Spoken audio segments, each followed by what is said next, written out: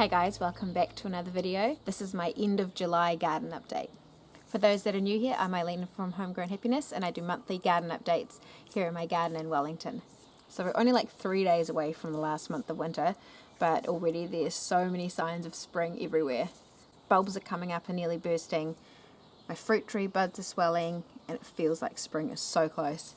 However, these last 2 mornings we've had really frosty, icy starts, so that's a good reminder that it's not here yet and we still have quite a while to go. I love a good frost in the garden though. It feels like the garden gets revitalised and everything feels all fresh and clean. So far this winter we've been mainly eating out of my front yard garden, so that's like right next to our driveway. It's a garden that I converted into a no-dig vegetable patch in May last year.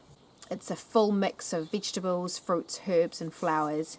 It's a sunniest spot that we have on our section, so I aim to cram as much as I can in there. Here are some of the purple sprouting broccoli that I planted in early autumn, and they're starting to grow heads and side sprouts. I've got some fennel, but the main things we are harvesting a lot of are leafy greens, or reddy purple ones in this case, of this red mustard. The leaves are huge and it grows really quickly and it adds colour to our salads. This has been a real staple crop. Here is some miner's lettuce. This is a hardy little green and the leaves are really nice and succulent. And here are some daikon radishes and the odd leek.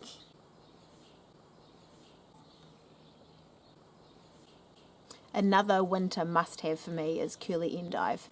It's a beautiful plant with really flavourful leaves. They're like a bit on the bitter side with flavour, but we really like it in salad. It's hardy and it sets itself out really nicely.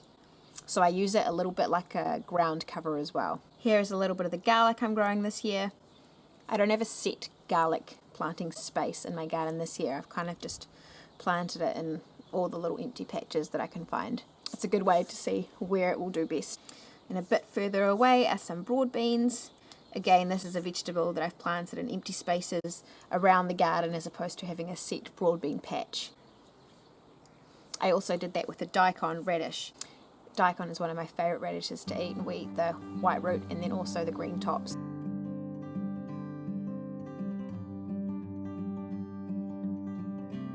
They can get a lot bigger than this one. This is just a little one that I've pulled up.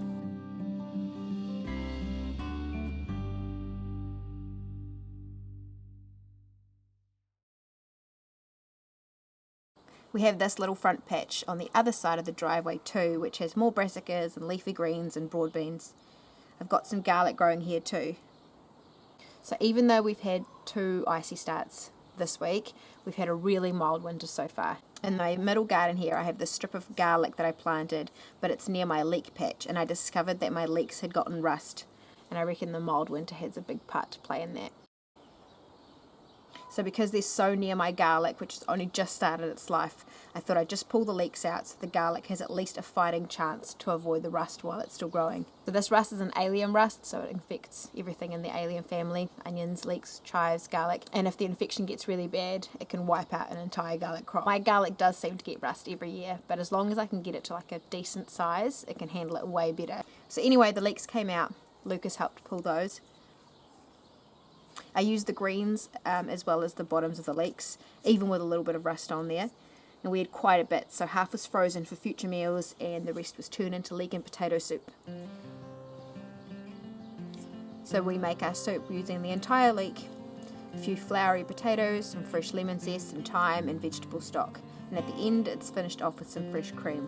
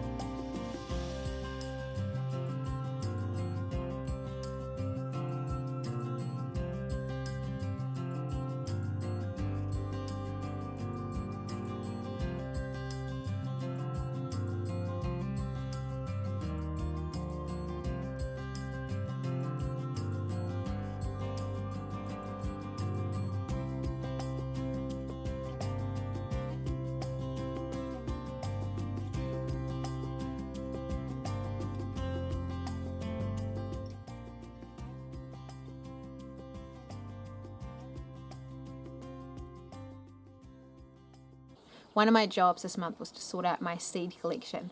I finally got this proper seed storage box after seeing them everywhere on Instagram. This one I got from Spotlight. It was about $50. It's expensive, but it seems really sturdy, so hopefully it'll last for years to come. I had a very messy seed collection, and heaps of seeds had just fallen out and scattered in the old seed box. So I was happy to upgrade it and to have a chance to do a bit of a seed stock take and see what I had.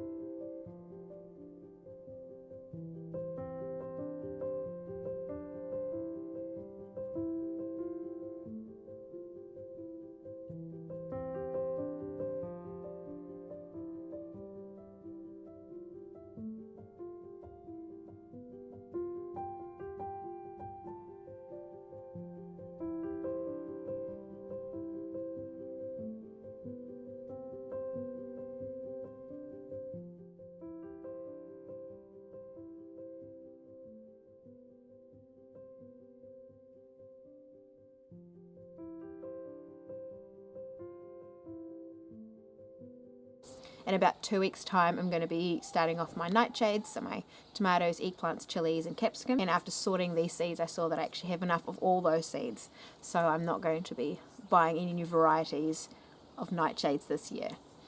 And that's it for the garden update this month. Thanks again for watching, and I'll see you next time.